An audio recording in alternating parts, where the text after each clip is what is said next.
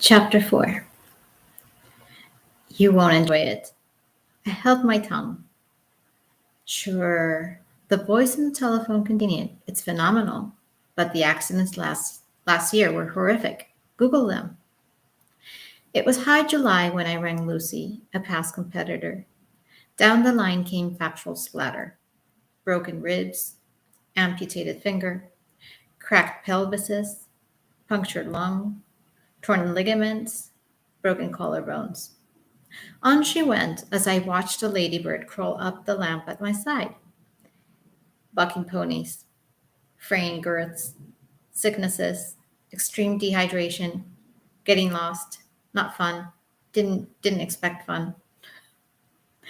I couldn't just slump there in the dusty appleshaw chair and roll my eyes. Mongolia was coming for me in a month. How many riders finished the race during her year?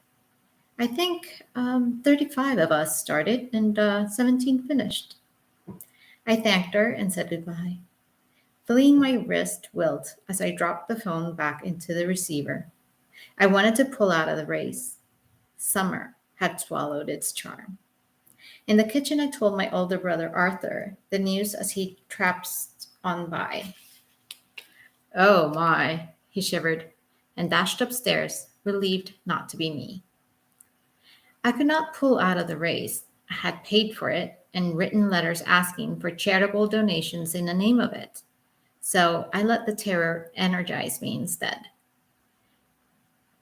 Asked afterwards if I would dare attempt the race again, I reply that I could never again be scared enough to do so. The supernatural power of fearing, the supernatural power of fearing the unknown stunned me into a state of readiness. With 4 weeks to go, I launched my attack. Although my application claimed I'd been riding 5 horses a day, this was fiction. I had been au pairing the toddler in Austria. Never too late, declared Mom as she poured herself another cup of tea. I volunteered at the local stud, where I began riding 3 or 4 horses a day. I also started playing tennis again and running further than usual.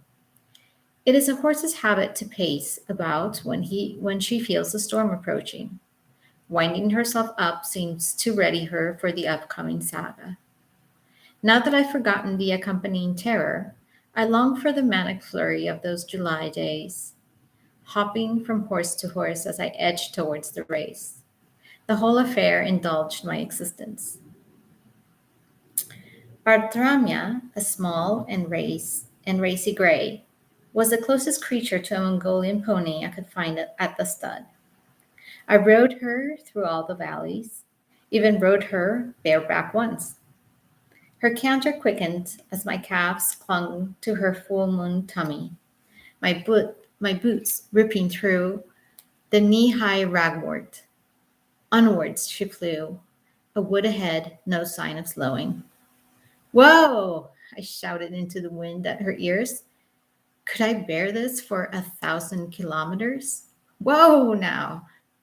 At the last second, she jinked left, braking on the turn as my chest jolted over her shoulders, leaving me hanging on with my thighs as she picked up her gallop again, on up the hill along the rim of the woods. This was the terrible thrill. Come August, I would encounter it atop 25 wilder ponies, free of their tightly bound English fields. Our Mongolian ponies would be the descendants of Genghis Khan's famed Taki horses, who shouldered his empire postal system from the 13th century onwards. Their speed allowed letters from Siberia to arrive in Poland within 12 days, though our ride wouldn't go beyond the border of Mongolia's green oasis, a wide island surrounded by the Gobi Desert to the south, the barren Altai Mountains to the west, the freezing wastelands of Siberia on the northern border with Russia. I had begun to notice how the idea of Mongolia made many a Brit go quiet. I don't think the reason is Genghis Khan as much as the void in our history. Where British culture has not forced its influence, we tread carefully, sensing a different lay of the land.